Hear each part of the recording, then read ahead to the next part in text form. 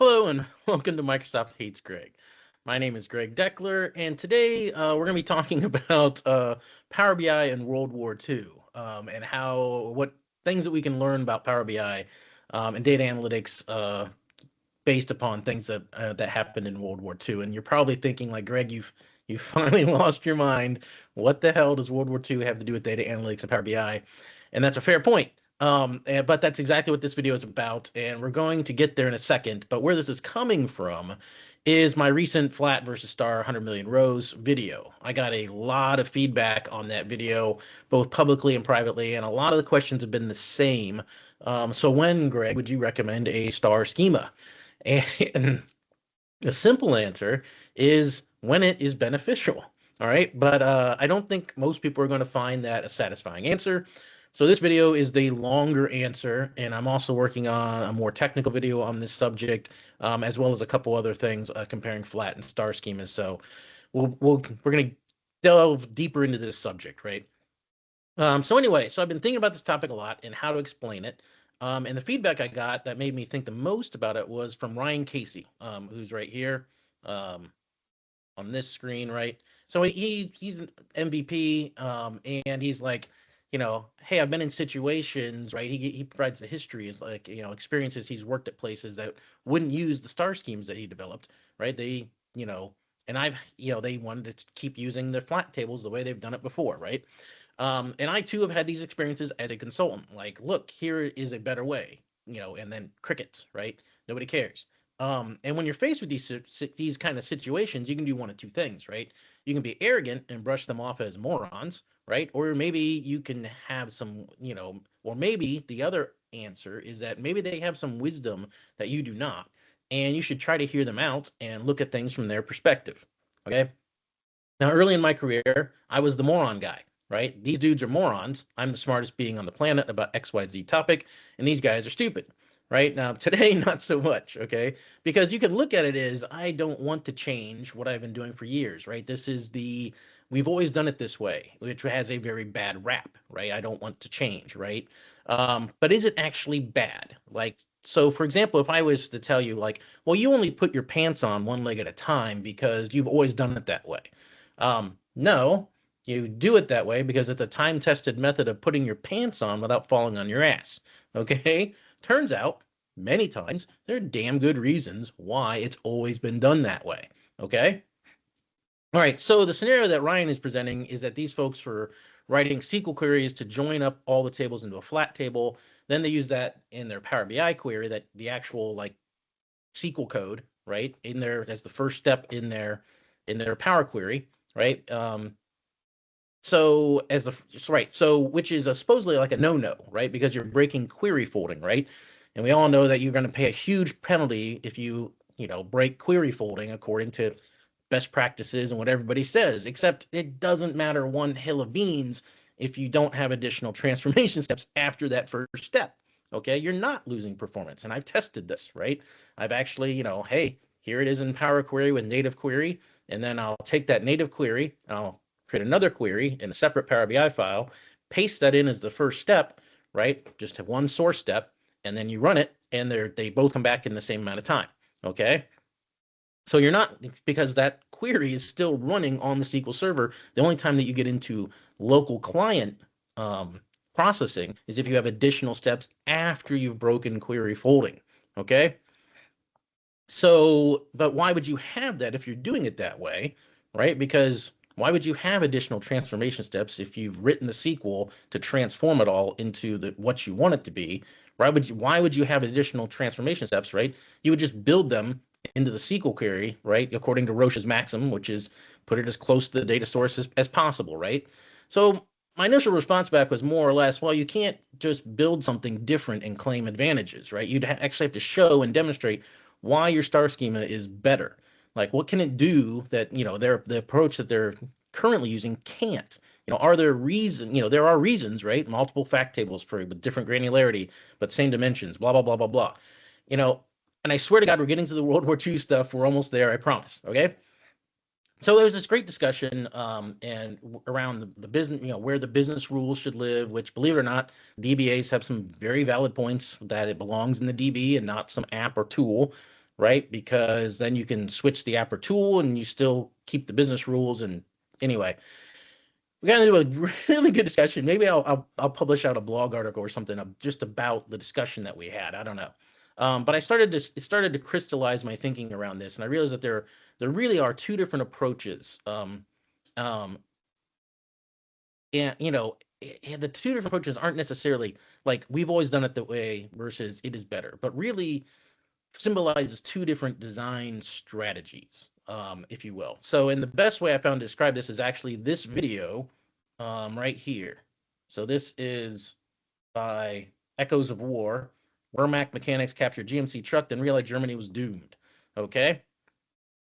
Um, and in this video, what it does is it explains the different logistics and supply chain design philosophies between the US and Germany during World War II. So in short, Germany had, more sophisticated engineered trucks that had better overall specs, rated tonnage, horsepower per cubic inch, et cetera, et cetera, et cetera, et cetera, right? Better engineering specifications overall. The Americans sacrificed engineering and efficiency for just ruthless standardization and simplicity. For America, everything was off the shelf and readily available. Nothing was specialized, so it could all be mass produced at crazy scales, according to the times, right? Every bolt in the engine could be turned by the same wrench, right? Everything was standardized. The carburetor from a Dodge fitted GMC, right? Leaf springs could be hammered flat with a rock if necessary. Contrasted with Germany, where parts were very specialized, you had to have specialized dies to produce them or repair them, right? And if you had needed to repair the suspension in the Opel Blitz, which was their truck, right, you had to basically send it back to the factory to get it repaired. So very different design philosophies, right? But it was purposeful simplification, right? It was purposely done that way. It wasn't because the engineers were idiots that were designing it. They did it on purpose they purposely simplified everything. So watch the video. It's fascinating. And there's similar videos out there around the Jeep and everything else. But I like this one about supply chain. Now, because you can think of your analytics and reporting pipeline like a logistics and supply chain pipeline, right? Your job is to get your data from the source over here and move it through a process in order to deliver it to insights to the front, if you will, the insights to the leadership of the business, right? So you have two paths at least, right? One, you can invest in top talent with every aspect, within every aspect of the pipeline, right? You can do sophisticated engineering with the latest techniques, right? Everything is automated, it's complex, you need experts to maintain it, et cetera, et cetera. The other path is represented, and that path is represented by, let's say, the star schema, right? The other path is you make things as dirt simple as possible, right? You want this to be able to be run by idiots, right? Lower cost resources, right? Each report follows the same exact formula, rinse and repeat, and this is your flat table approach, if you will. Now, neither approach is wrong, in my opinion. You just have to pick which one you think is going to win you the war, right? Because a for-profit company is in a long, protracted war with its competition, right? This is why this analogy works so well, in my opinion.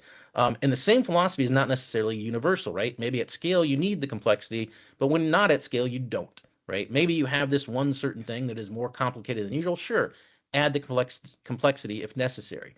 I mean, you can add complexity, but what are you getting for it specifically? There should be a specific, measurable reason why you are adding the complexity, because complexity tends to make things kind of fragile, right? Elon Musk learned this with the manufacturing of the Model 3 initially, where he built a factory that everything was automated with as few human beings as possible, and the thing was fragile and it didn't work, right? And they couldn't get the production numbers and they almost went bankrupt. And the solution was they went back to people and they created this long line, tent covered manufacturing line in a parking lot.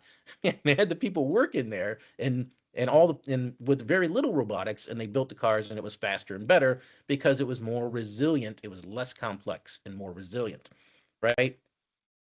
So now you can also in the video, right, the 80% of German logistics were also horses. And what's simpler than horses, right? Well, horses need to be fed. They can only travel about 30 kilometers a day, and they died in droves in the winter, right? Trucks were more complex solution, right? But could travel hundreds of miles a day, didn't die in winter. So clear advantages and thus a reason to introduce the complexity of trucks over horses, right? Fully mechanized logistics and supply chain. All right, so and this is my design philosophy these days, right? And you can even call it Deckler's maximum. Let's let maximum. Let's say it's keep it as simple, keep the solution as simple as it is feasible, right? Keep the solution as simple as is feasible, right? And the reasoning, right? You spend less time building it, less time maintaining it, lower cost resources can do the work, and everything is very reliable and fast, right? Only add complexity when there are proven reasons why it is better. Or you can spend your time building and maintaining it with expensive resources, that cost more to maintain it, right? Choice is yours. You might say, I'm crapping on decades of IT innovation engineering, and I say I'm not, right? It's just that those innovations in engineering don't apply to most scenarios. Most best practices, like don't break query folding, for example, apply at scale, right? Star schemas, maybe that applies at scale, right? And that's where best practices um, tend to come from, is the this far into the spectrum, right, where you need to have these sophisticated and complex solutions for things. But most everything else doesn't fall into that camp, right? So don't use, make it as simple as is feasible, right? Here's what I believe. I believe the hobbyist business folks, right, the business analysts and stuff, the non-IT guys that are out there, um, I would say that, the people that are doing it wrong are probably delivering far greater value to the business than IT is doing by doing it the right way. And I don't have one shred of proof about that. I do not, right? But the point is that both approaches are valid, and I feel that more IT shops should take a hard look at the simple way of doing things and engineer things to be simple on purpose, right? And I think IT, right, in general, takes the German philosophy of over engineering stuff, right, versus the business people just want to get to the answer, and so they keep it simple. But it is a quite a valid thing to do to specifically engineer for simplicity. And it's not that you don't know what the hell you're doing; it's you're probably being smarter about it than the people that aren't even thinking about it that way, right? Right?